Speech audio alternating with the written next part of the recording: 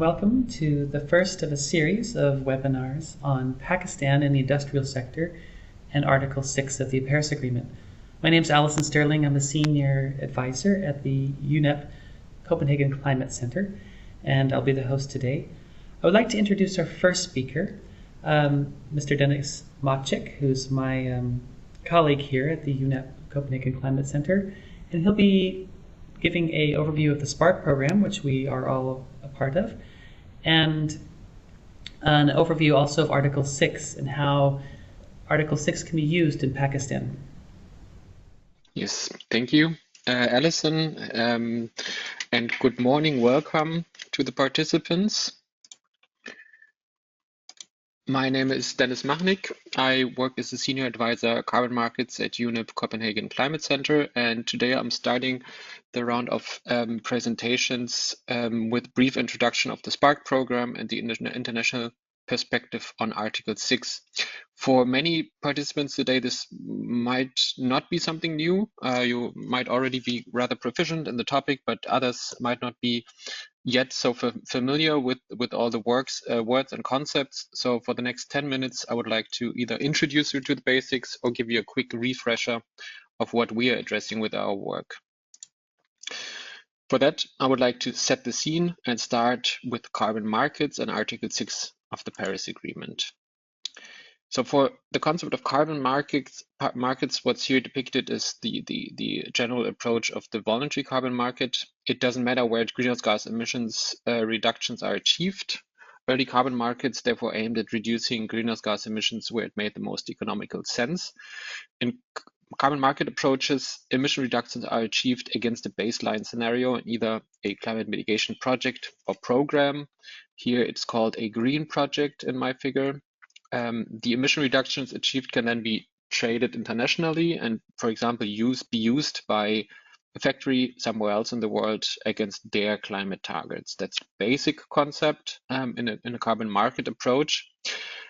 But not every emission reduction under a carbon market project or program can be counted, can be used under carbon market rules, and emission reduction must prove to be real, additional, and verified. These concepts, among other things, of course, are key for the integrity, key for the integrity of the market, a topic that we'll be looking into more detail with the next speaker, my colleague Paula. She will dive deeper into integrity aspects of the carbon market.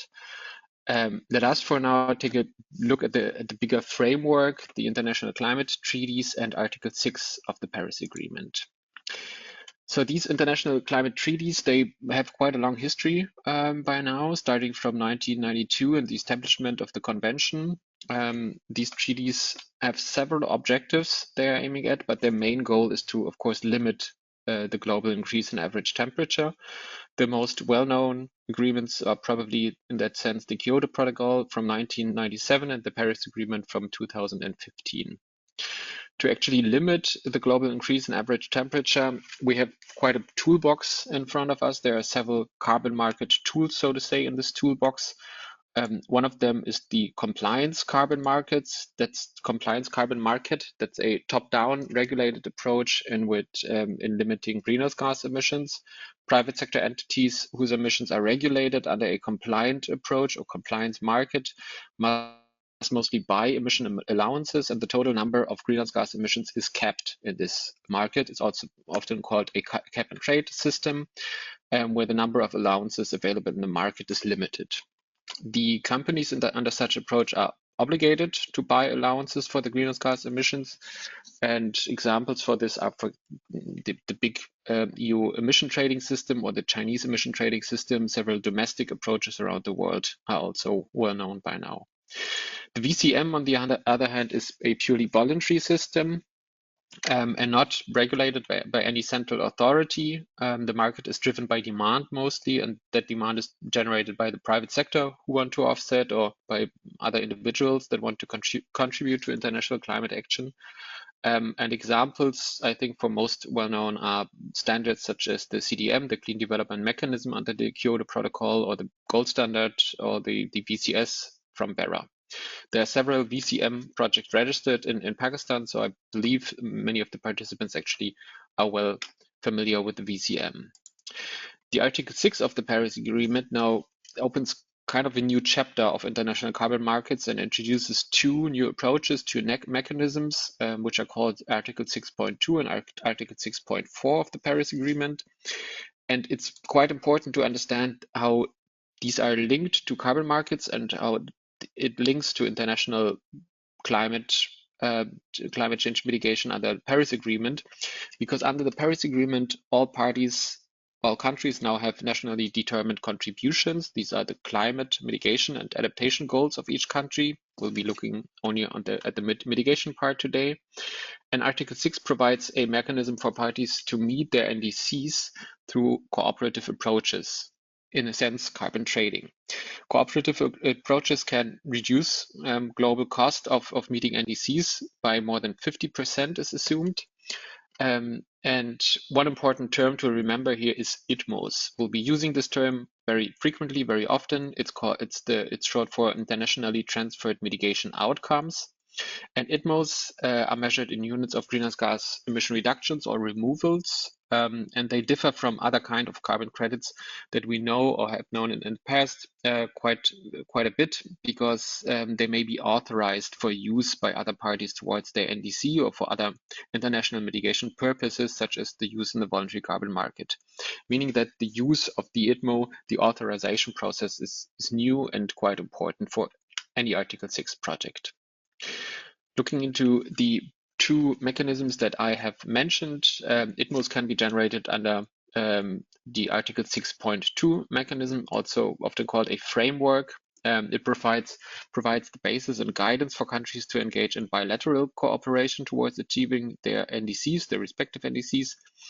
It also serves as general framework for the transfer of these ITMOs. So it has quite a couple of aspects actually.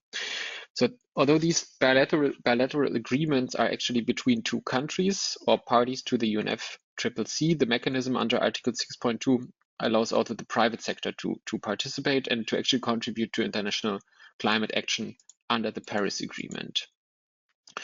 The SPARK program, under which this webinar is happening today, we are supporting quite a wide variety of activities in Pakistan. And besides our support in project development and project implementation, we are also supporting the relevant stakeholders in Pakistan to arrange for such agreements if wanted and to allow for transactions of ITMOs. Article 6.4 of the Paris Agreement, the second mechanism I mentioned, is a centralized approach comparable to what we knew as the Clean Development Mechanism under the Kyoto Protocol. Under this centralized approach, under this centralized international crediting system, credits can be issued.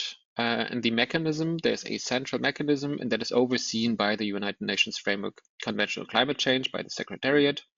Depending on what these credits will be used for, these Article 6.4 emission reduction units may also be authorized, for example, if they have specific use cases, such as for another country's NDC. The centralized approach is still under construction at the moment. It takes quite some time to set up the infrastructure that is needed, to set up the rules and requirements for all stakeholders to actually participate. So why is this of interest for us? As I have mentioned, Article 6 is a very important part of the world's toolbox for addressing climate change. It is the only part of the Paris Agreement that directly engages the business and private investment sector in activities, meaning that individuals as well as the private sector can actively engage and contribute to the goals of the Paris Agreement in keeping the increase in global average temperature to 1.5 degrees Celsius. And we believe that cooperative approaches can reduce global cost of meeting NDCs. The costs of meeting NDCs are estimated to be quite high in many cases. And the IETA assumed in 2019 that more than 50% can be achieved by flexibly directing finance towards the most cost-efficient, effective mitigation actions. We see already in the last couple of years, although there has been quite some work needed to be done during the negotiations, at the COP conferences, in favor for the Article 6.4 mechanism to actually operationalize in the next couple of years. I've mentioned there's still quite some work to do, but we saw that already in a couple of Article 6.2 projects are being established right now, and we see quite a strong real-world potential for cooperative actions. First bilateral agreements are now public, and projects are being implemented, and ITMOs generated and traded. The SPARK program stands for Supporting Preparedness for Article 6 Cooperation. And I want to take a quick walk through what we are doing, why we are here today. We are a 5-year program that is funded by the German Federal Ministry for Economic Affairs and Climate Action, the BMWK, through the International Climate Initiative, the ICI. Implementation is led by GGGI, the Global Green Growth Institute, with support from Carbon Limits, UNEP Copenhagen Climate Center, Kommunalkredit Public Consulting, and GFA Consulting. We have 3 major goals. We want to support partner governments, and we are working with Colombia, Pakistan, Thailand, and Zambia to become fully prepared to engage in Article 6 transactions. We want to support, we want to generate and share lessons learned on Article 6 carbon market through global knowledge exchange. And we want to create a collection of implementation tools and guides for both partner countries and the broader global community to utilize Article 6 readiness progresses. That also means to share knowledge among private sector stakeholders to increase participation in Article 6. And that's one of the reasons for this webinar today. We want to share knowledge and we want to engage private sector participants as well as inform the public. One activities that we implemented for Pakistan recently is we prepared a series of sectoral studies. They are to be published very soon. We want to highlight the possibilities in Pakistan to implement Article 6 projects and programs in these sectors. For that, we produced these 3 separate sectoral studies on cement, the transport sector, and the waste sector. These studies, they show the sources of greenhouse gas emissions in the 3 sectors, and they discuss approaches to reduce emissions while participating in Article 6 mechanism. Projects under Article 6 are not only supposed to reduce emissions, but of course they're also supposed to increase global climate ambition and contribute to sustainable development as it is defined under Article 6 of the Paris Agreement. Yeah. And these studies will be released very soon in the next coming weeks. They will be accompanied by further webinars. This webinar today is the start of this webinar series. And yeah, I'm looking forward to presenting our findings soon to you and discussing with you in more detail what we have found, how you might be able to participate, of course, and in achieving the goals of the Paris Agreement. And with that, I'd like to end my presentation. Thank you for your attendance. Thank you for being here today. And over to you, Allison. Thank you so much, Denis, for the overview of Article 6 and what we're doing with SPARK. And also, thank you for all your work in leading our efforts in Pakistan with this. So Denis and I, of course, are colleagues here at the United Nations Environmental Program and the Copenhagen Climate Center. And we're both working on this SPARK program. I wanted to bring your attention to the chat. We have now that we have an overview of Article 6 and what we're doing with SPARK, we have a link in the chat that will direct you to a survey. And this is important for us to get an understanding of the base knowledge of all of you out in our audience. And we will have a follow-up chat at the end of this webinar where we're going to assess what you've gotten out of it. Hopefully that is not too frightening for you, but I would really appreciate it if you just take a moment and click that link. And it's just a short questionnaire about your background knowledge for Article 6. This really helps us in preparing future webinars to understand the audience and the level of information that's needed and where we want to take the webinar series from here. While you do that, I would like to introduce our next speaker. It is Paula Hoffmann, who is a consultant at Carbon Limits, who will be talking about navigating integrity in international carbon markets. So I'll turn it over to you, Paula. Thank you. So I'm Paula. I'm a consultant at Carbon Limits, based in Oslo, Norway. Carbon Limits is a consultancy firm that specializes in greenhouse gas mitigation, carbon markets, and climate policy, and is also a supporter of the SPARK program.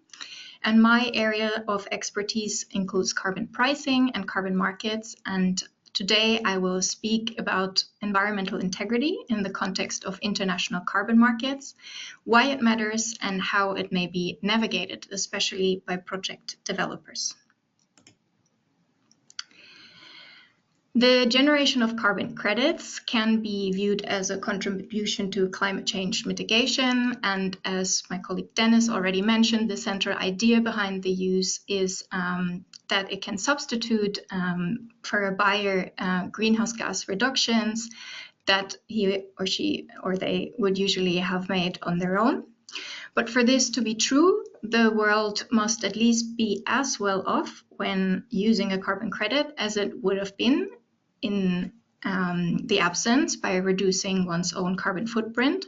So when people talk about the environmental integrity of a carbon credit, they are referring to the level of confidence that one can have that the use of the credit will fulfill this basic principle. Sometimes environmental integrity is also replaced by the word quality. So in the past couple of years, a number of criteria have evolved to define the environmental integrity or quality of carbon credits, and I have listed them here on the slides. First of all, credits have to represent real greenhouse gas emission reductions into the atmosphere, and which means that greenhouse gas emissions need to be lower due to the implementation of a specific project that is generating the credits. And we estimate this by comparing the resulting project emissions to the baseline scenario.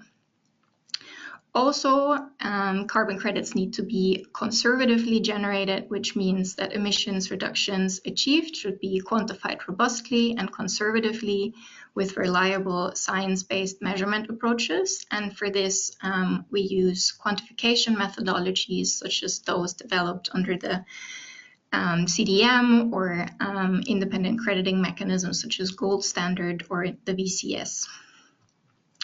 Also, carbon credits or the underlying projects need to be additional, which means that deviation from the baseline scenario would not have occurred in the absence of the crediting program. And additionality assessments are usually integrated into the crediting methodologies, and we can look at, for example, additionality in terms of regulatory additionality, where we look at whether an action or a project would be required by law, or by making investment analysis. There is different means of verifications required under different crediting programs. Another attribute of environmental integrity is permanence, which refers to emissions reduced as a result of the project implementation not being re-released into the atmosphere, permanently reducing emissions. Also, carbon credits or emissions reductions have to be verified, so there can be independently substantiated by qualified accredited third parties that accredit or issue a verification that then lead to the issuance of carbon credits. And lastly, we want to make sure that carbon credits are not double counted. With this, we mean that one carbon credit or unit represents only 1 ton of CO2 equivalent emissions and is not double counted.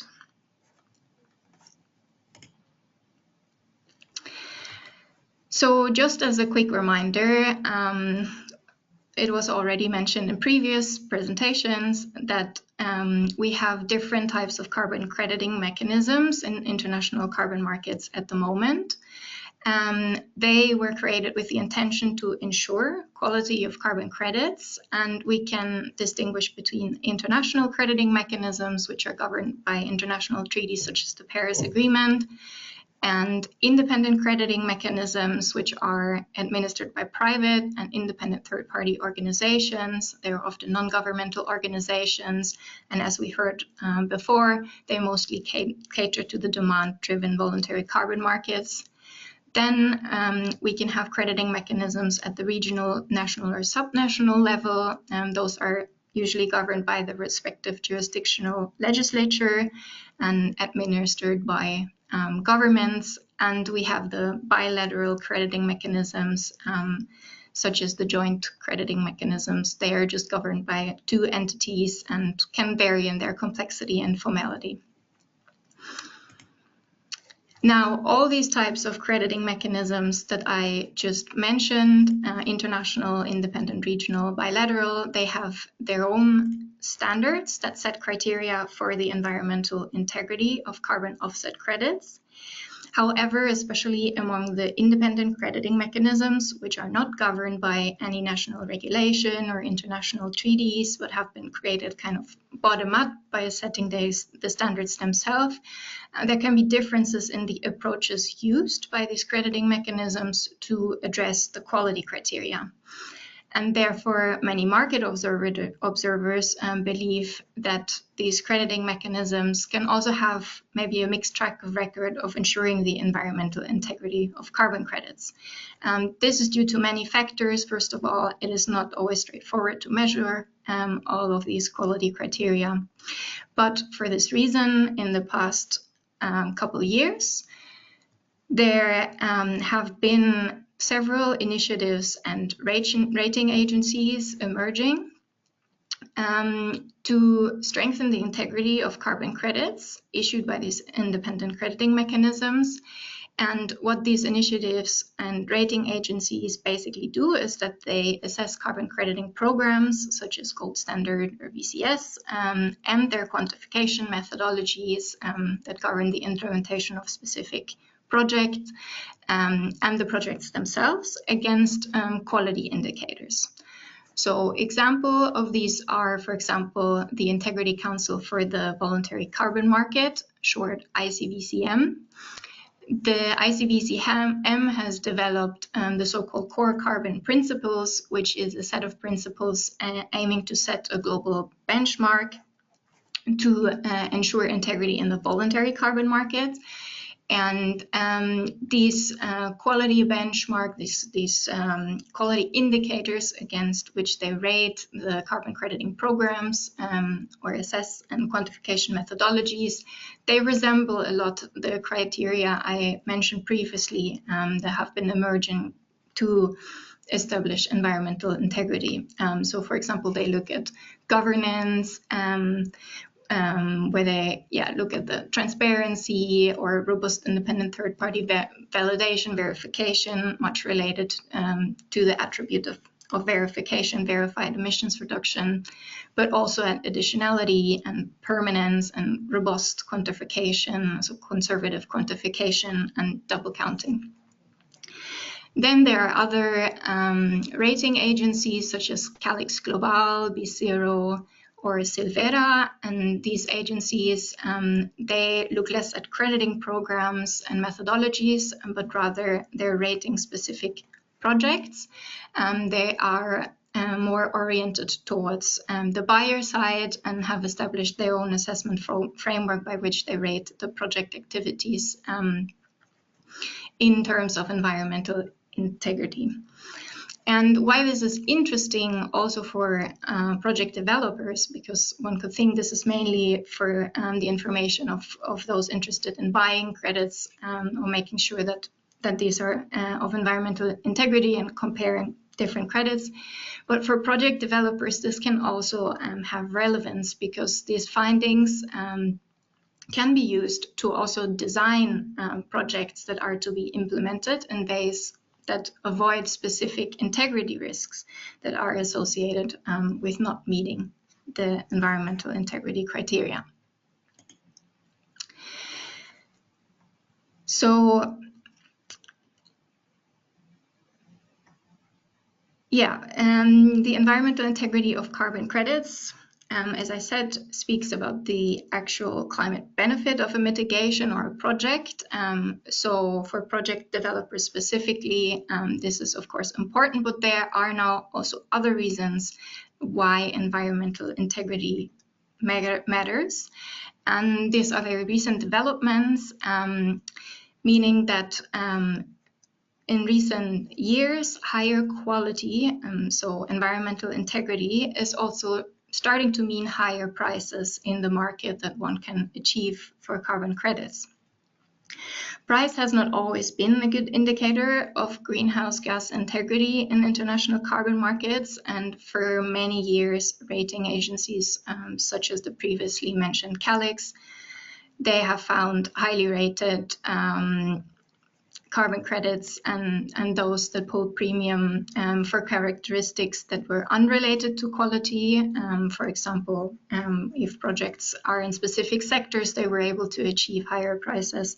But now, recently, the CALIX Clear Blue Carbon Price Integrity Index, which is an index that they have developed, shows that by around March 2024, this is changing, and that on average, higher rated carbon credits are now receiving higher prices.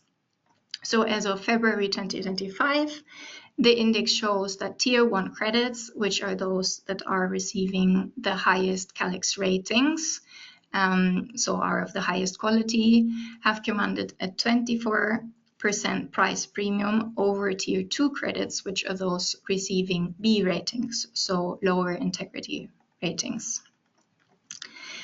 What is driving this shift? Well, it appears that buyers are starting to recognize that the quality risks aren't just abstract, they also translate into reputational, legal, and even climate risks. So as a result, in international carbon markets, we expect pricing signals to sharpen as the marketplace and buyers begin to differentiate the products into their quality characteristics. So what does this concretely mean for project developers? It means that it can be helpful to ask a number of questions when developing a specific project, be it for the voluntary carbon market or under Article 6. And I have outlined 4 steps that I think can be guiding questions for project developers when navigating integrity in international carbon markets. The first question to ask could be, is there accrediting standards that has a methodology that applies to my project? This is always the case, and under the Spark toolbox, there is Guide 5 that has a lot of interesting guidance on how to screen and develop Article 6 activities, and that can guide on answering this specific question. The second step or question would be, has the methodology that I'm intending to use for my project been reviewed previously? And if so, what were the results? As I mentioned, there are now initiatives such as ICBCM or the Carbon Credit Quality Initiative or the rating agencies such as CALIX Global that are reviewing crediting programs, methodologies, and projects, and that can give an indication on sometimes even a specific methodology and how it has been rated in terms of environmental integrity. So for example, on the ICBCM website, we can find a list of approved methodologies or rejected methodologies that have been assessed against quality criteria. So this could be a remedy to do, checking whether this methodology has already been assessed by someone and what is the outcome. Then a third step or question could be, are there any choices that I can make to the application of the methodology in order to make it more conservative? Can I adjust the methodology so that it embraces more the principles or attributes of environmental integrity? And then the last question would be in terms of crediting mechanism. Do I want to receive authorization from the host country? So do I want my project to be an Article 6 project? If so, what does the host country require? More and more host countries are developing their own carbon market frameworks or guidelines for carbon trading. Pakistan has also recently published its policy guidelines for trading in carbon markets. And these frameworks, they may also contain additional rules that cater to environmental integrity that will be necessary for project developers to comply with and to check if they wish to receive authorization. So I hope these steps can prove helpful, and I'm happy to take any questions at a later point. Thank you. Okay, thank you so much, Paula. It's really nice to have a more in-depth look at the international integrity of carbon markets and lots of considerations there. I want to, of course, remind you all that we are going to have a discussion after our final speaker, and we invite you to put your questions into the chat. I'll be moderating the discussion afterwards. We're collecting the questions now, so please feel free to type any question you have into the chat box. Our final speaker today will be Ahsan Kamran, who's a senior carbon consultant to the Spark project in Pakistan. And Ahsan Kamran will be talking about specific carbon market project development for Pakistan. So I'll give it over to you.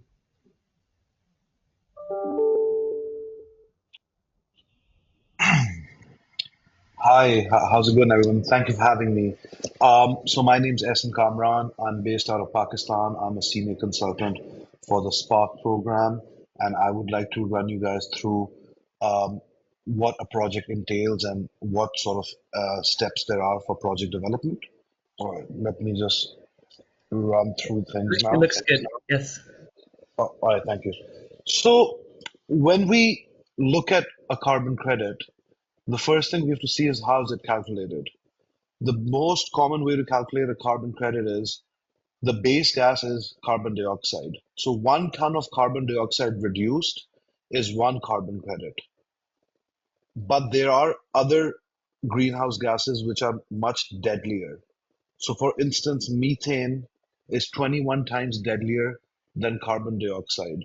So a ton of methane reduced during a project, for instance, a wastewater project, a sewage water project, a ton of methane reduced is 21 carbon credits. So these are the main 6 greenhouse gases which are relevant to carbon credits and how to earn carbon credits by mitigating these gases. So just quickly running through, I mean, we've already had a chat about this, about NDCs. NDCs are the national contributions that Pakistan has taken up. We would like to reduce by 50%.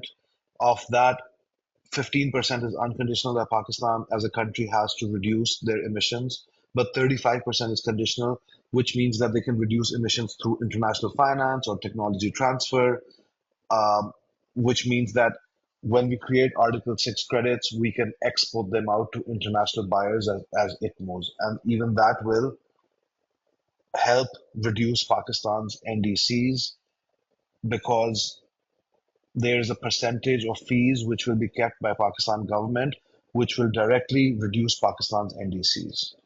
Corresponding adjustments is a very important word, which means that when you sell or export out your ITMOs, the country that is, or the entity in that country that has bought them, they will correspondingly adjust their greenhouse gas inventory. So if we sell them 100 credits, their inventory will go down by 100 credits, and ours would have gone down by 100 credits, but it would stay at the same because we have exported out those reductions. So those would be called ITMOs, and you correspondingly adjust your books. The governments, they correspondingly adjust there, so there is no double counting, as my colleague previously said. To do this, the project cycle is the same for VCM or Article 6.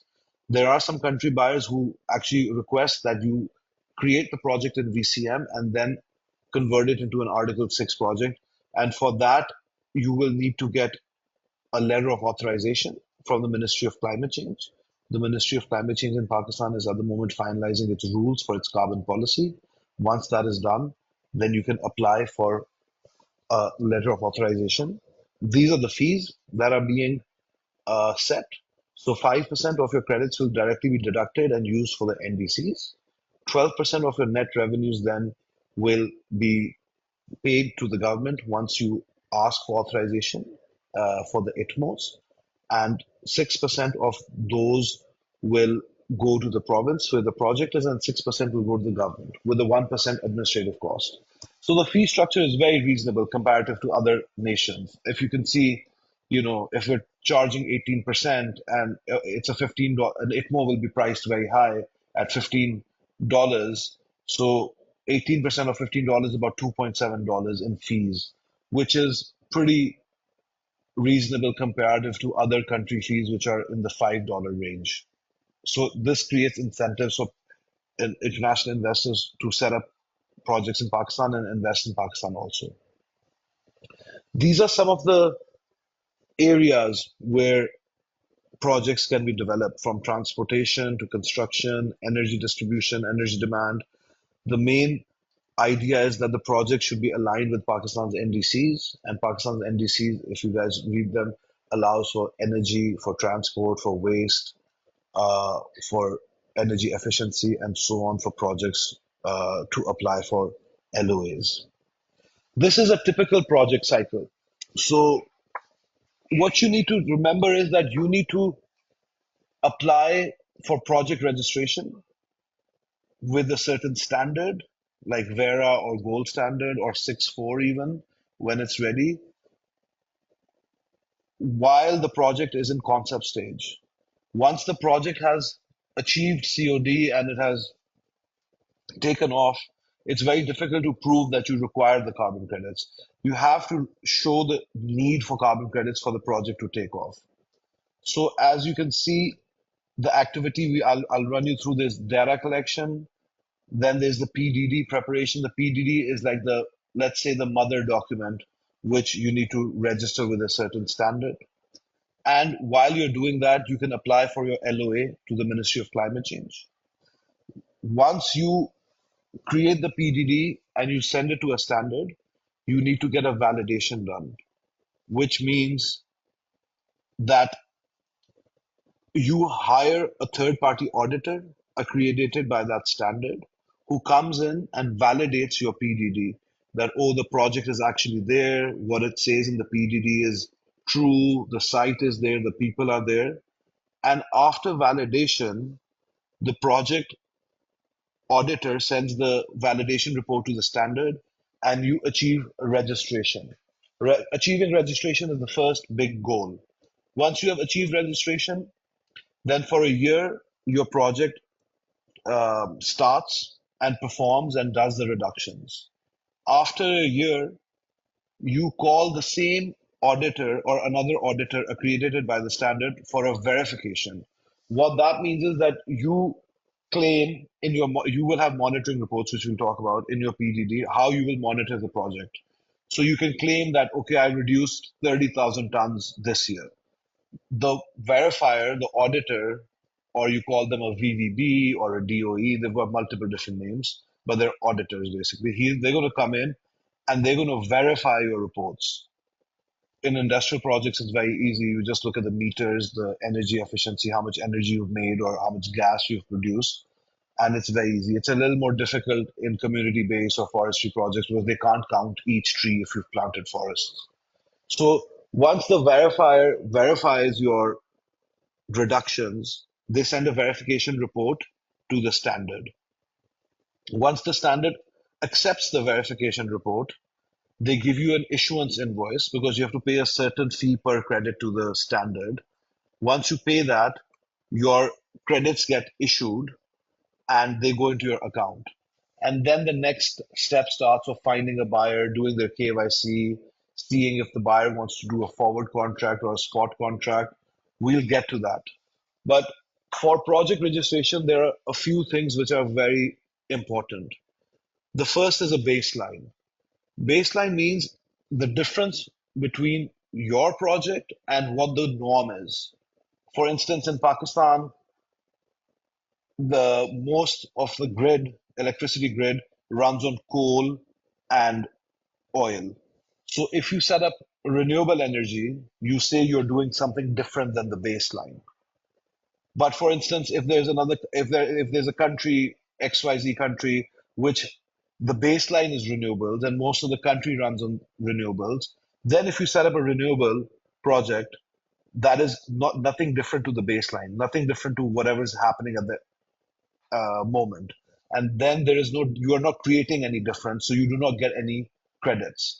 So the first most important thing to see is what the baseline is of your project in the country you're setting up the project, and how your project will differentiate from the baseline.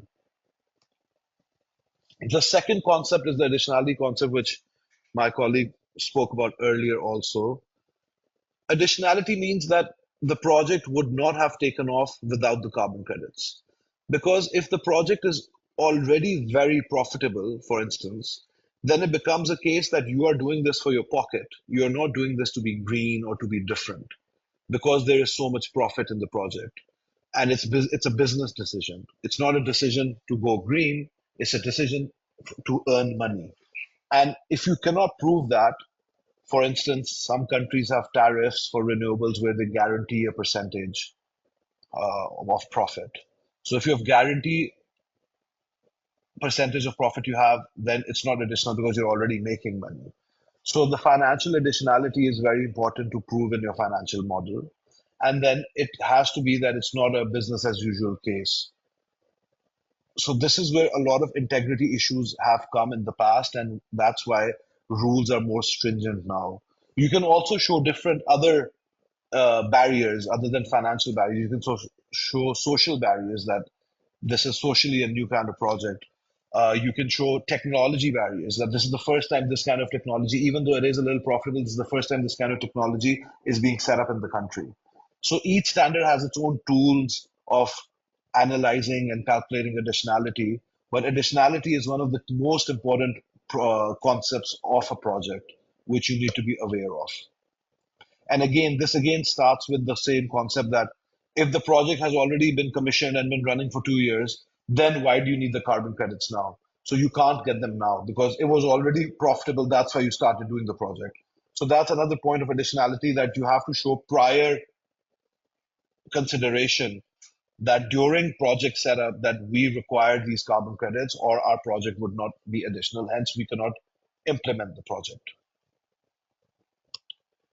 The other area is the monitoring, MRV, as they say, measurement, reporting, verification. The stronger monitoring you have, the better, because that's where it shows that the real change has been made in the project. Again, in industrial projects, it would be very easy because there are gas meters or electricity meters, and you can just see the meters and that's your monitoring done. But in community or other types of projects where you're doing forestry or you're doing cook stoves, then the monitoring plans you have in your PDDs should be very strong. And if you can go towards digital monitoring, to maybe if you are setting up a cook stoves project, to have SIM cards or IoT devices attached to the cook stoves, which are giving real-time data. Because if you're doing 100,000 cook stoves, you can't go to each house and see how much of each cook stove is performing. So if you can collate the performance data digitally for your monitoring, that even increases the price of your credit because it's highly monitored and the integrity is there. Plus, it's a very important thing because the monitoring is what gets verified when you're issuing your credits or when you're claiming your credits. So a monitoring plan and a verification plan should be very thoroughly thought out by you or your team or your consultant who are helping you set up the carbon project. Then we look at designing a deal, right? So that was basically a project cycle. If anybody has any other questions, I'd be able to answer them in the end. But now we're going towards deal designing, which is very important, which people don't understand. It's just not about issuing credits. Fine, you've issued the credits. Where are you going to sell them? When are you going to sell them? So there are two types of deals. There is either a spot sale, which means you've implemented your project, you've paid the issuance fees, you have the credits in your pocket, in your account, and you sell them at spot. But for that, there's a cost because you have to pay the issuance fee, the verification fee. That depends on your appetite on how to structure your deal. There are other deal formats, which is say a forward sale. Say you're about to issue in 6 months, and you find a buyer, and you ask the buyer, all right, why don't you advance me some of the monies so I can get the verification done, get the issuance done, and you can deduct that money from the gross sale of the credits. So you can do a forward deal or a spot deal. There are risks in a forward deal because imagine if you get two buyers. One is offering you $5, the other is offering you $10. Obviously, you'll go with the $10 buyer, but you have not done the KYC properly. And when it comes time to get your payment and transfer the credits, the buyer disappears on you. So you lost the $10 buyer and the $5 buyer has bought elsewhere. So you've lost that also. So you have to be very careful because you can go into legal litigations and vice versa. The same in your case.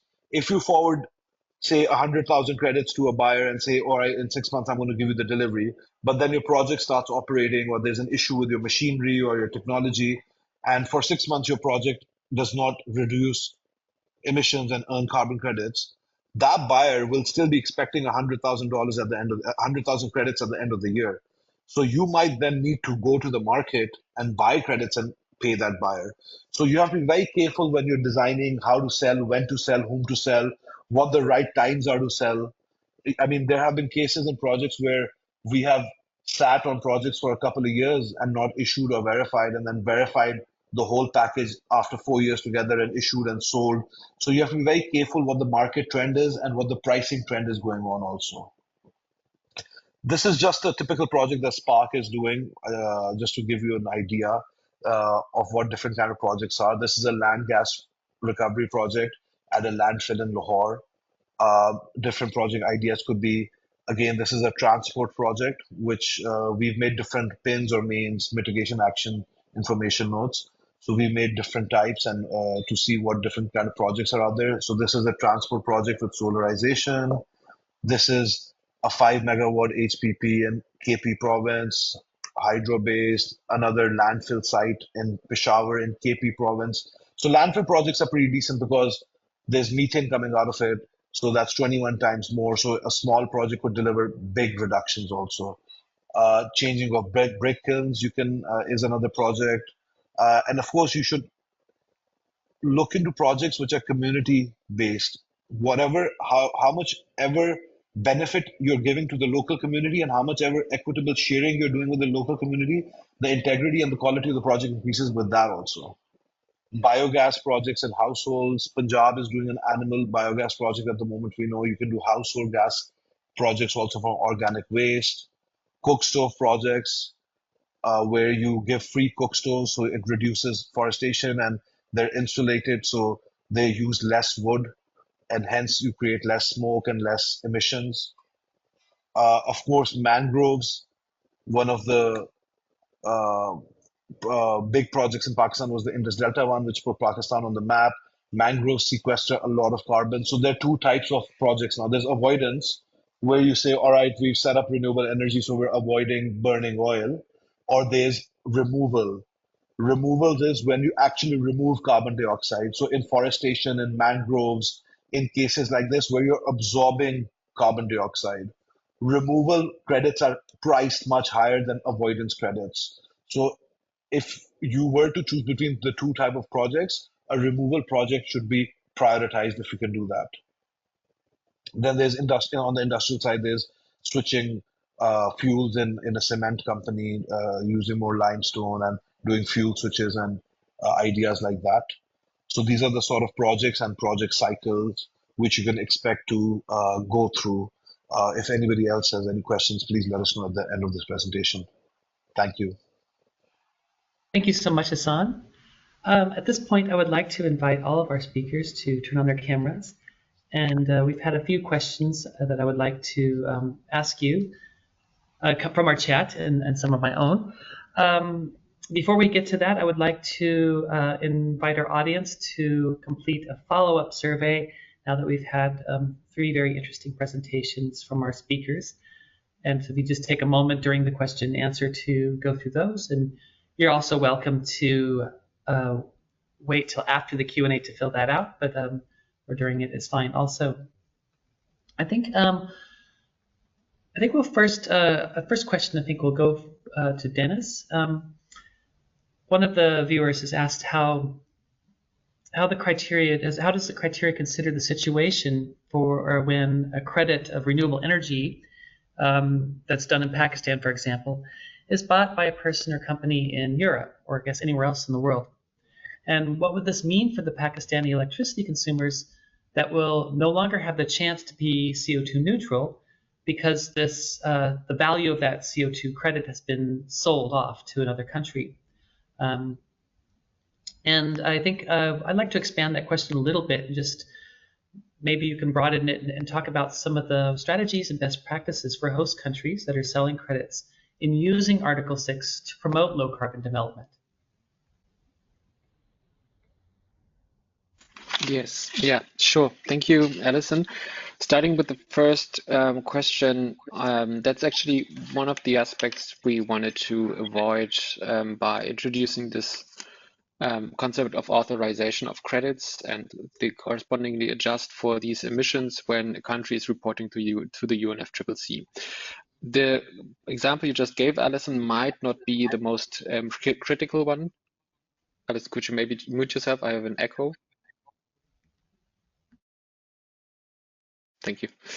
The example you gave when we're looking into a producer of renewable energy, for example, in Pakistan, that is selling the electricity on the local electricity market, and a potential buyer, which might be even a country, a party to the UNFCCC, that is using the emission reductions achieved by this renewable energy power plant to account for their own NDC targets.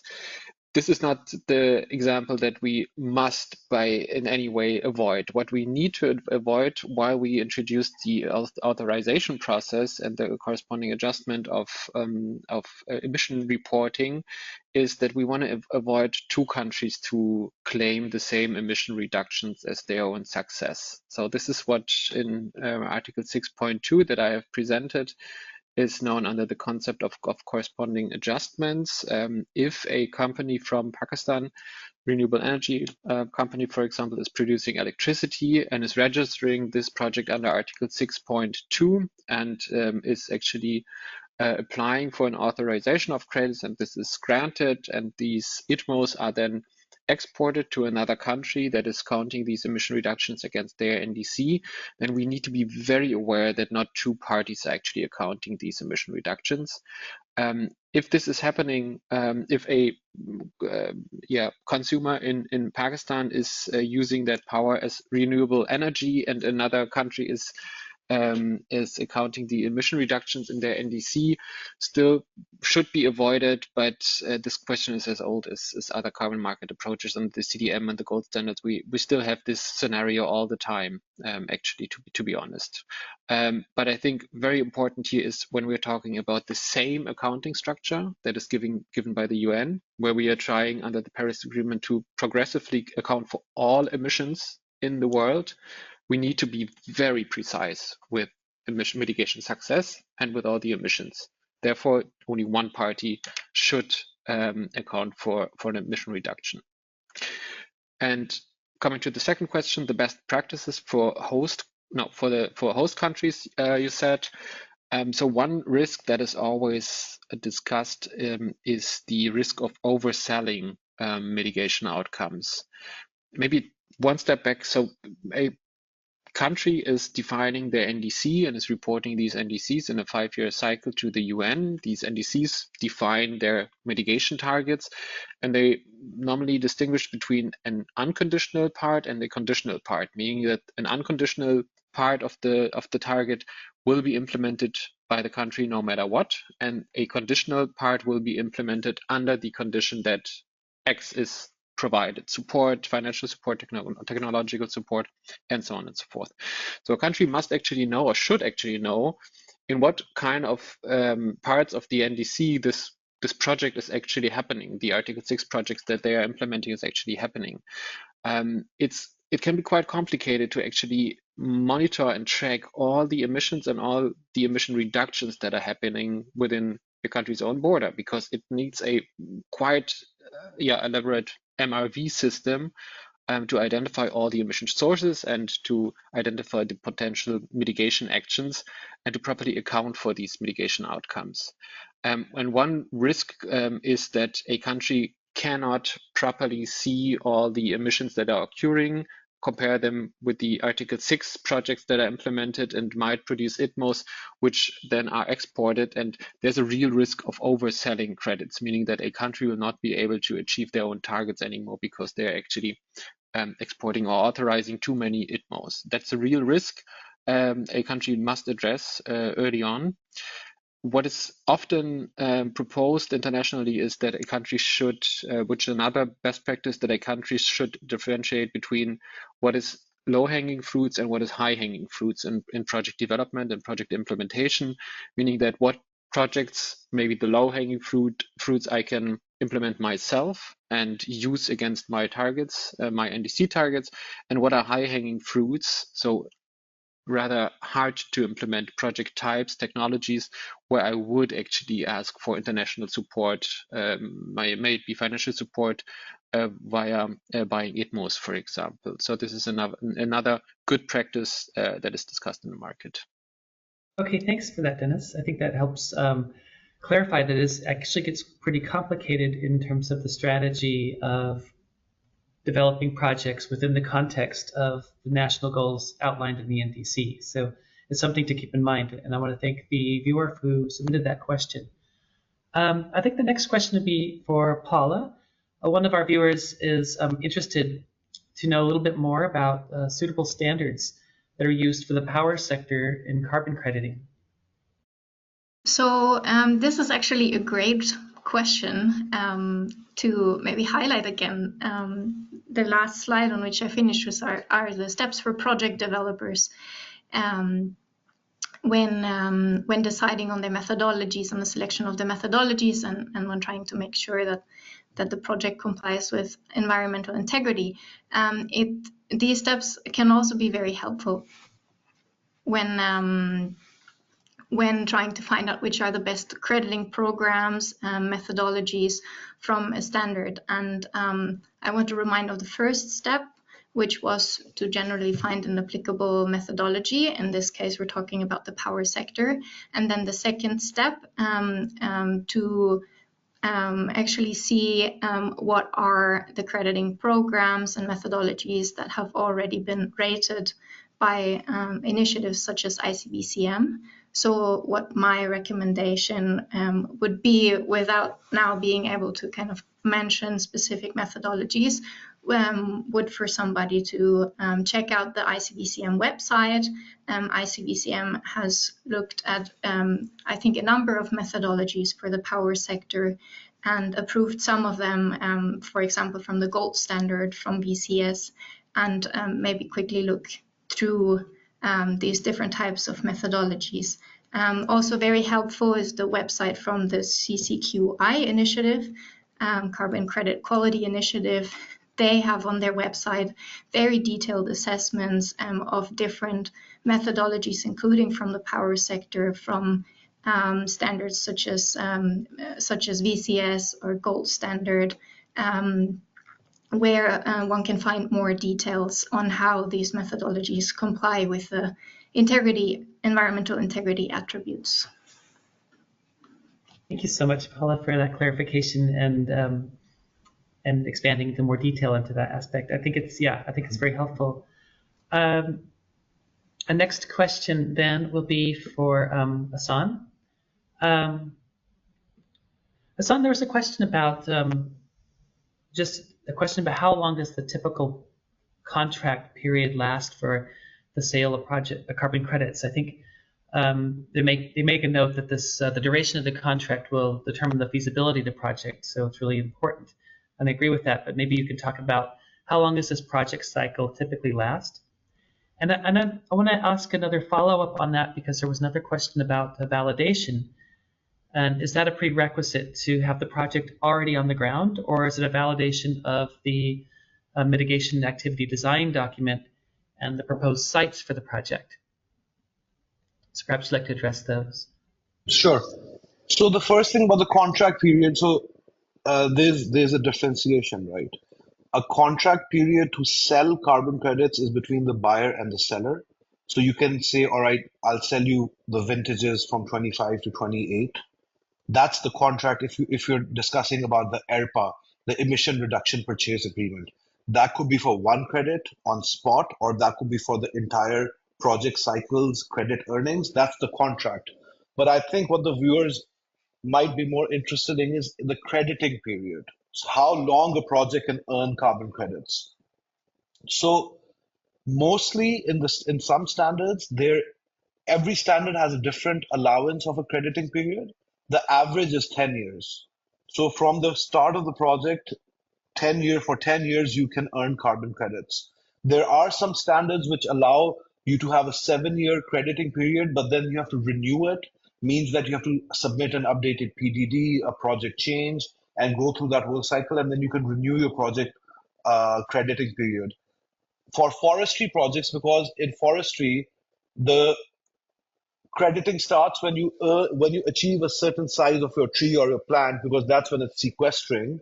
So typically, you can say in forestry projects, crediting periods are available for up to 30 years, and those are renewable. So they're more than someone's lifetime. But if you set up a forestry project correctly, you can have an extended crediting period where you can earn carbon credits. So that's what crediting periods are. You need to look at your project, the methodology, and the standard which you're applying in, and figure out how much crediting period they do allow.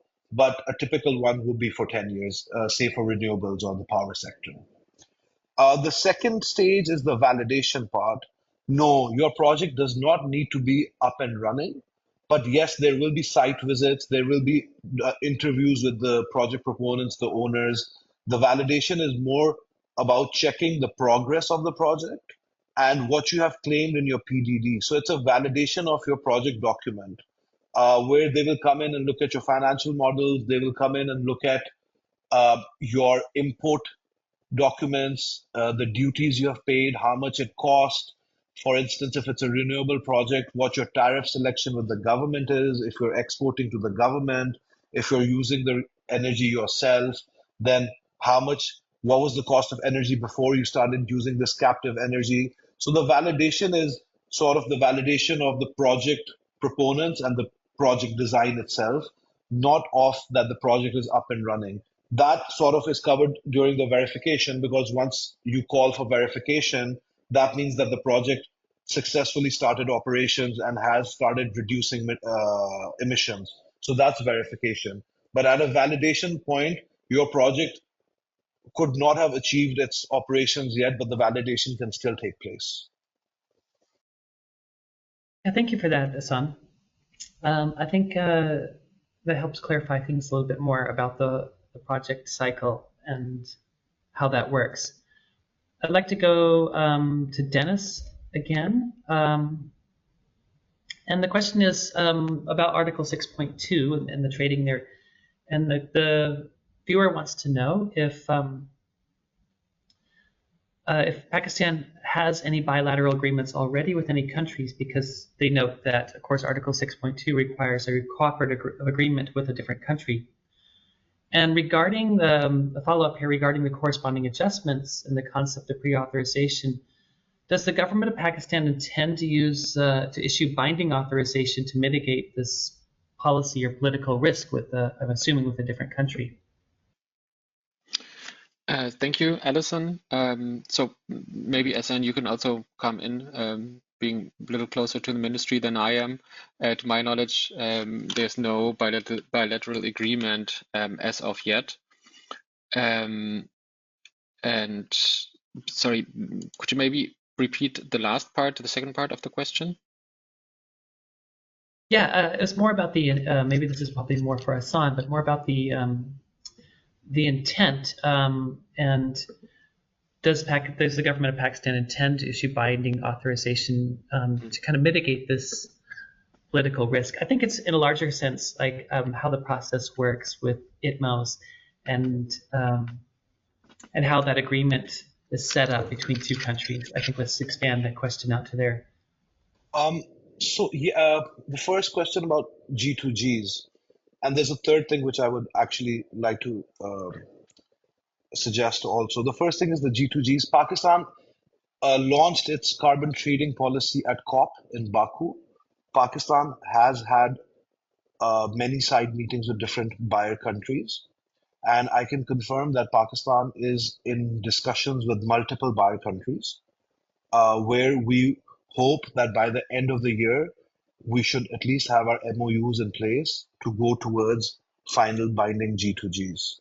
So yes, that is in the works because it's a very important cog of the machine, and Pakistan is looking at it very seriously. The second thing is, yes, the rules for the carbon markets are being nearly finalized, the operation rules, and the government has internally started issuing LOIs, which are letter of intents. Those are not binding authorizations. That will happen at a pre-authorization stage when your project is registered and your PDD and all your other validations are done. That is the second, that would be the binding stage where you will be guaranteed authorization once you pay a fee and once you do your reductions. But at the moment, the government has started issuing LOIs, which is the first formal letter of intent, allowing you that, all right, this project activity sounds good, please go ahead with it. So I do urge project developers to start looking at how to apply for LOIs, which will be the first step towards an authorization. And thirdly, what I would like to suggest is, which I keep pushing also to others, that do not wait for G2Gs. The G2Gs will happen, but for instance, there are other areas where compliance credits can be sold, like CORSIA, which is the aviation scheme, because and in 2027 it will be mandatory for all countries to be part of that scheme. And to sell credits to CORSIA to airlines, you would require corresponding adjustments and a letter of authorization. So that could be a very big market opening up. So while the G2Gs are happening on the side, you can still set up a project, get the authorizations, and sell in the CORSIA market, which is seeing a lot of demand and good pricing at the moment also. Thank you, Ahsan. And let me ask you a related question from the chat. And you mentioned that the project developers may be required to register the projects with an existing standard such as Gold Standard or VCS before converting it to an Article 6.2 project through the registration with the Ministry of Climate Change, and I guess converted into an ITMO. So the viewer wanted you to try to elaborate on this point. Well, you see that setting up a project in VCM has two purposes. Number one, it is you can access the VCM market to sell your project in, but the pricing is not there at the moment. But because the VCM standards have such rigorous protocols for integrity and verification and monitoring and the validation and the verification, that most of the buyer countries at the moment would like to see a project be registered in VCM, so they make sure that all the protocols for integrity have been followed, and then the country just issues the authorization for the VCM activity, converting them into ITMOs, and then you can sell to the buyer nations. So registering your project in a VCM standard is preferable for many buyer countries because it ticks a lot of boxes. There will be cases at a later stage when you do a 6.2 where, say, a buyer country tells Pakistan, all right, we don't need to register in VCM. We can just directly monitor and verify the reductions ourselves and just bio reductions or any other cooperative approaches the two countries decide between. But for 6.2, converting them into ITMOs, a VCM would be a good route. Or, of course, 6.4 is coming up also. But 6.4, the rules are just being finalized and the methodologies are being finalized. So Article 6.4 technically will be like a VCM standard. It will be UN's own standard. So then you can directly register in 6.4. But again, you will need to see if at a 6.2 level, maybe a country says, all right, register in 6.4 and we'll buy it directly from there, or come through VCM. But while 6.4 is being ready and G2Gs are being worked on, it would be preferable that if your projects are ready or their operations are about to start or they're at concept stage, you should definitely start registering them in the VCM and not wait and miss the bus on that side. Okay, thanks. And one more follow-up on that theme. Someone was curious about who was actually conducting the validation of the project methodology and the verification of emission reductions for implemented projects in Pakistan. So, as I said, third-party auditors. So, in the CDM or the UN's language, they are called DOEs, designated operating entities. In VCM, some standards call them the VVBs, the validation and verification bodies. So, these are auditors accredited by, they have a license from the standard, and SGS, TUV, these third-party rating agencies, some of them provide these services. So you have to check with the standard of which a list of auditors or VVBs the standard has approved. Following up on that, the next question would be, are there any in Pakistan? At the moment, there are not. There used to be, but because the projects did not take off, or the last compliance market, which was the Kyoto Protocol CDM, did not take off that well, a lot of auditors, like the companies in Pakistan, TUV, SGS, companies like this, did not renew their licenses. So what you do is you do the contract with their regional offices in China or in Turkey or in India, and then their teams fly in or they locally hire someone to, on their behalf, go and do the audit. So you have to check which standard you're using and the list of auditors they have, and then choose one of them. Okay, thank you for that, and thank you for the answering rapid fire questions.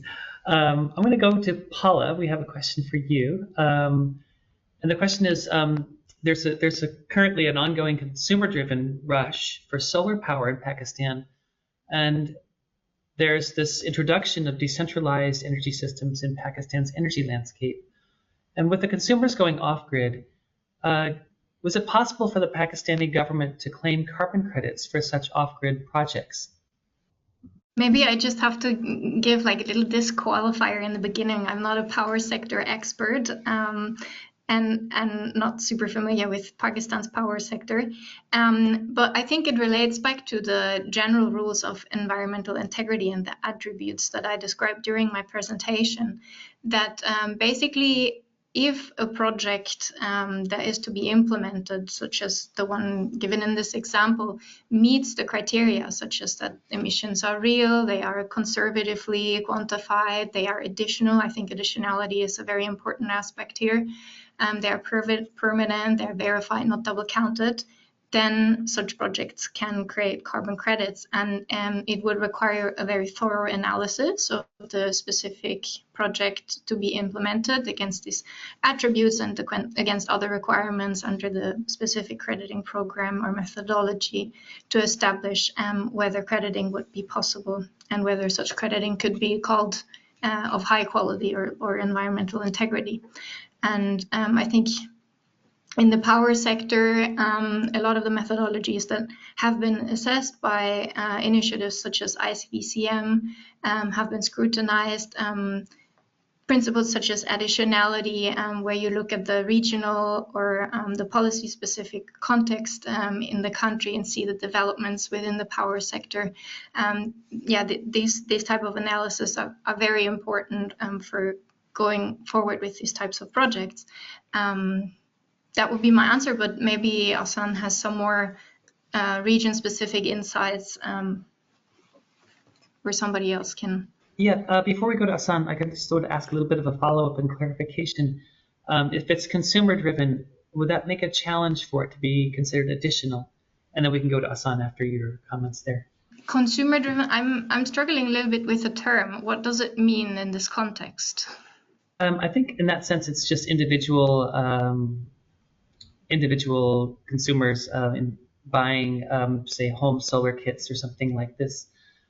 So no direct outside investment into a project, centralized project or something like that. That it just be that off-grid people are making their own investments, their own personal investments to buy renewable energy. I would say that there is different types of projects in the carbon markets, and we've seen small-scale projects that are kind of more locally driven before. I think, yeah, you can have these projects at like very different scales. Sometimes there's even policy crediting, you know, driven by a specific policy implemented, but sometimes it can be rather local and small scales. And I think typically these types of projects, they've been more in the kind of forestry sector, related to kind of livelihoods and change of practices. But as I said before, like I think in theory, as long as you're able to meet the standards and the criteria of a specific carbon crediting program, establishing such a project would be possible. Okay, thanks. And Ahsan, you had something to follow up with that? Yes, so yes, Paula is correct. In theory, it is possible, but you need to again visit additionality, number one. You see, renewable energy has taken a lot of criticism globally that it is cheaper to set up renewable energy. That is why it is a need. So you are doing it anyways. So it should not get carbon credits. Now, large scale renewable energy projects, most standards have stopped registering them globally. The Global Carbon Council in Qatar allows for its registration, but it is heavily scrutinized, the financial additionality part of it, because again, they say that it's cheap, that's why you're setting it up to reduce your costs or earn money from it, number one. Number two, solar in Pakistan, everybody will tell you that it will earn carbon credits, but it is highly unlikely because the State Bank of Pakistan had a policy where people got funded at 5% or 6%, something, a very low rate for their solar projects, which means that a solar project would break even in a year and a half or 2 years. That means the IRR of that project, the rate of return of that project is at 25, 30%, which is extremely high, and it would not qualify for additionality, number one. So that needs to be taken care of. And number two, yes, a small scale project could obviously be registered, but you need to make sure that the costs of registering, verification, and issuance are high. That's why a project should be a certain size. I suggest something at least above 5 megawatts. So consumer driven, if you have a solar kit in your home, no, it will cost you too much to earn carbon credits. And then by selling those credits, you would not even break even on your costs. But there is a different concept of program of activities where you can bundle projects together. So if you take maybe 1,000 homes and get them all bundled together and get their consent that we're going to apply as a single project, then it's considered a single project. So your verification, validation, issuance costs are single for one project, not for 1,000 homes separately. And that way you can achieve scale and get that project registered also. So for consumer solar projects, no, it would be very difficult price-wise and additionality-wise. But through program of activities, and if your financial modeling is correct, and if your costs are a lot, if it's a large IPP, for instance, 50 megawatts or 100 megawatts, then there's a better chance for it to get registered also in Pakistan. Okay, thank you, Ahsan. Yeah, and I think that really helps clear up a little bit about, gives us insight into which type of projects are most likely to clear the additionality bar and be eligible for carbon trading. I want to go to Denis now. Denis, one of the critiques we hear a lot, and something that came up in the chat, and it's about this idea that, well, rich countries can come in and buy all the cheap projects first, like energy efficiency and renewable energy projects, and then those poorer countries, or say the host countries, are only left with expensive projects such as direct air capture, and I'm assuming here to meet their NDC targets. So perhaps you mentioned a little bit earlier about the strategies about how to implement a strategy for navigating Article 6. Perhaps you can touch on this criticism and how to get around it. Yeah, sure. Thank you. It's an interesting question, and one of the very early concerns, not only in regards to the introduction of Article 6 and the establishment of the mechanisms, but also, and Ahsan mentioned it earlier, when Corsia really took off, it was appeared that bigger airlines can come to certain countries to offer quite a lot of money to buy credits that are then correspondingly adjusted, these credits, and they can't be used anymore for the NDC of this respective host country. Meaning that a lot of buying power gives you a lot of power to actually get these credits. And in the end, what the country is doing is overselling and it's not being able to meet their own targets anymore. That's the risk in a nutshell. And that risk is, of course, real. So it's one of the activities that we are actually doing, the Spark project, program.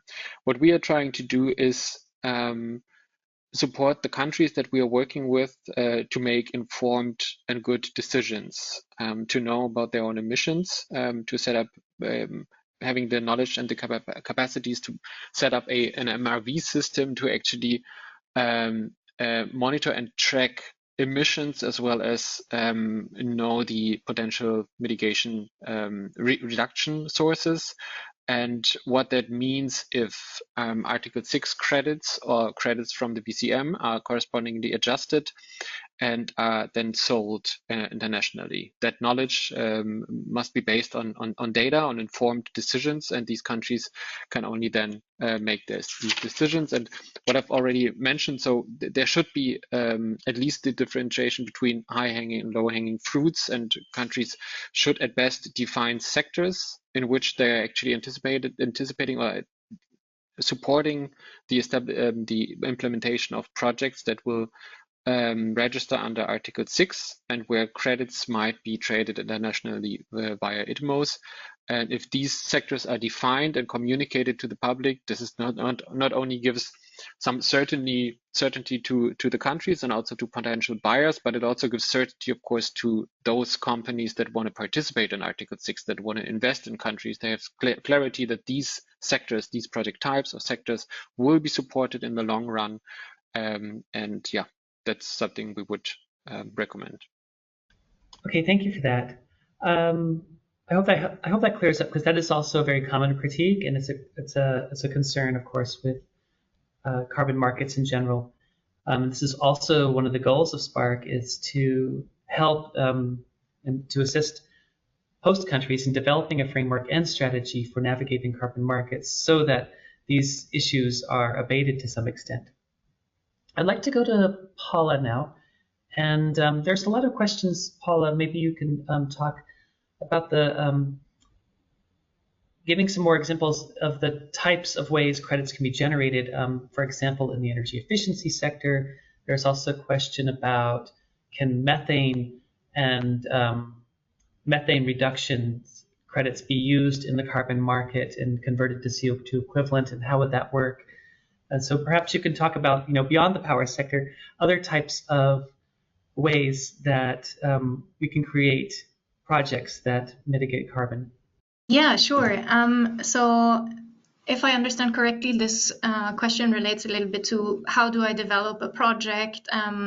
What are kind of different requirements as well that crediting programs set? And some of them I have already mentioned in terms of environmental integrity. But beyond that, I think, what the steps usually are is that you would choose a methodology for your project that relates to the sector where you're developing your activity. And then there are in-depth rules in that methodology that relate to the quantification of your project emissions, but some standards also set up additional requirements that then relate to sustainable development benefits that relate to other integrity issues. That if we talk about Article 6 and relate to alignment with, for example, the requirements of national governance frameworks and requirements for the authorization under Article 6. I'm sorry if I'm getting a bit off track, but maybe you can clarify again what is the... Yeah, maybe it's also my fault. I was trying to combine many similar type of questions that we got in the chat.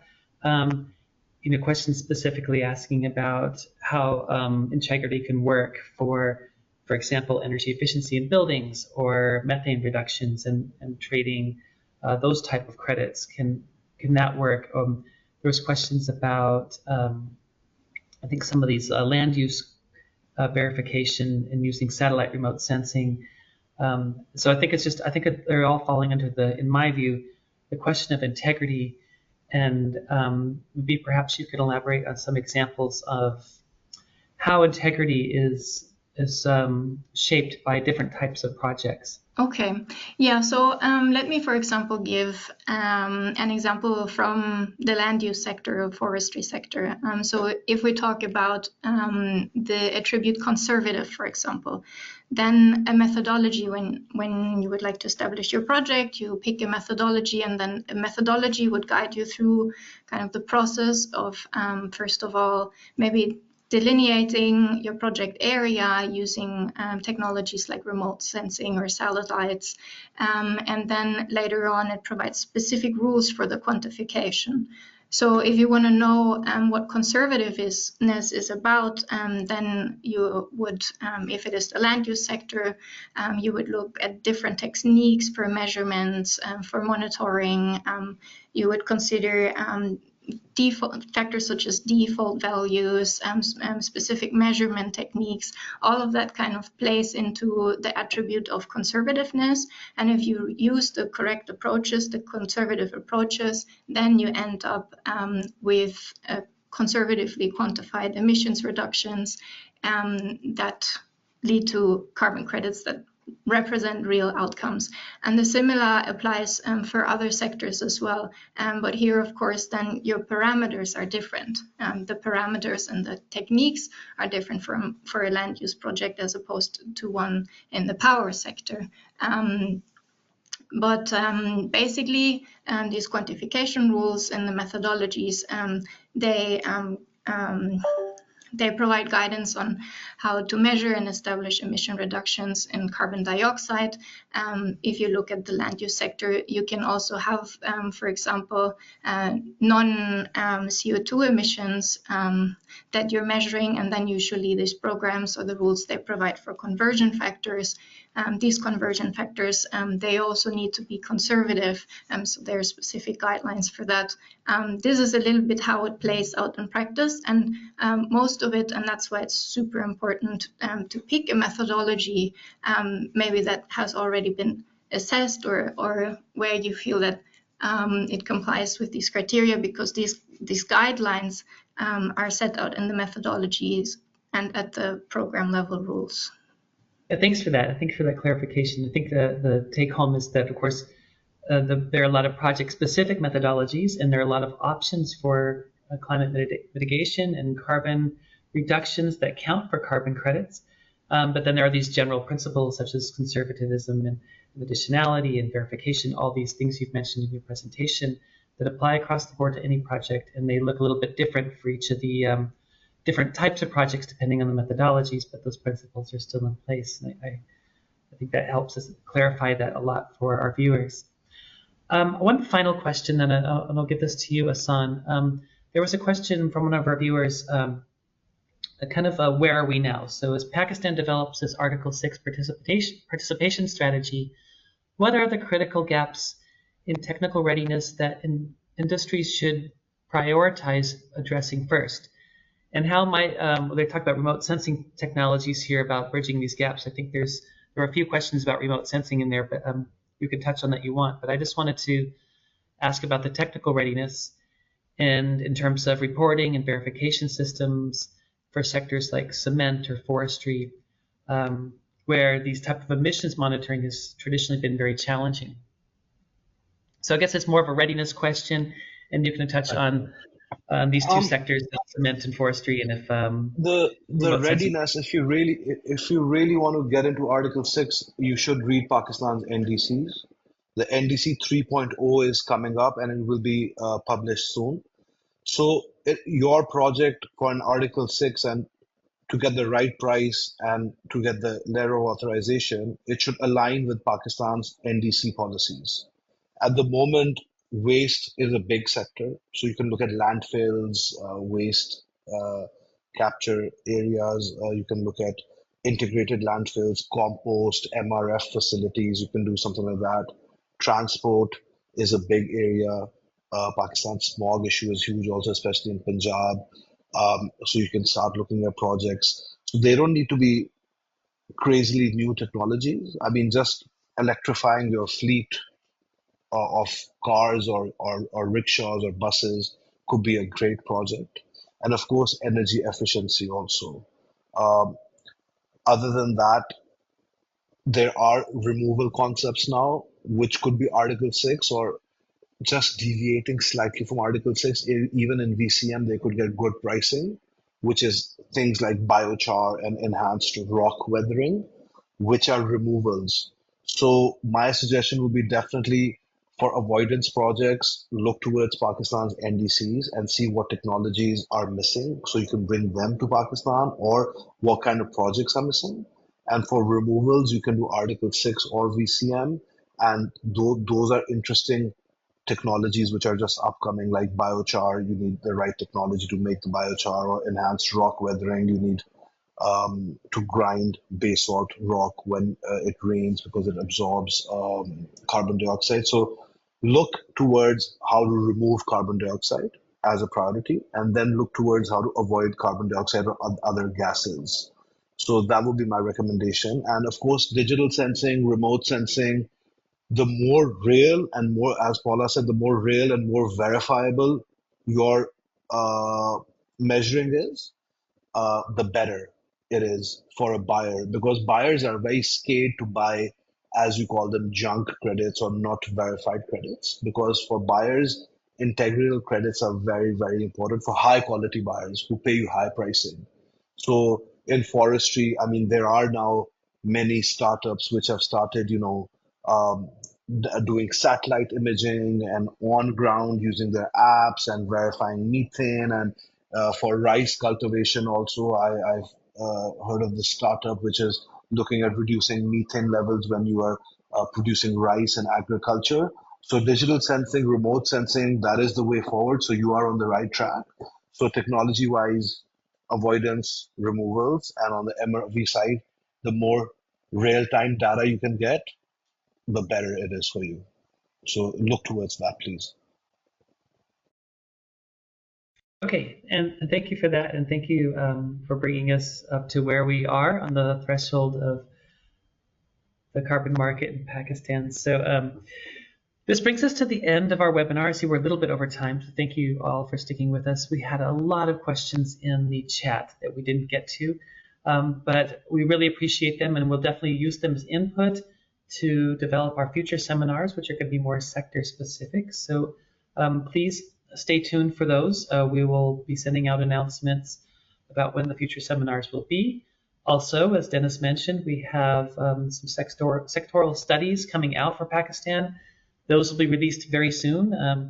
And our original plan was to have those in conjunction with the webinars. We'll see how that works out. I think we might just release the publications when they're ready. Nevertheless, I think it's been a very nice discussion today, and thank you all the speakers for your presentation and your participation in this question and answer discussion period. I think we covered a lot of ground, and we've learned a lot about the basics of Article 6 with this webinar, and also dove into a little more detail on what type of things and what type of projects in Pakistan could be possible looking forward with Article 6, and how to mitigate climate change through these projects, and how Pakistan can be a big player in this. So with that, we'll close, and I want to thank everybody again. And again, stay tuned for future webinars in this series.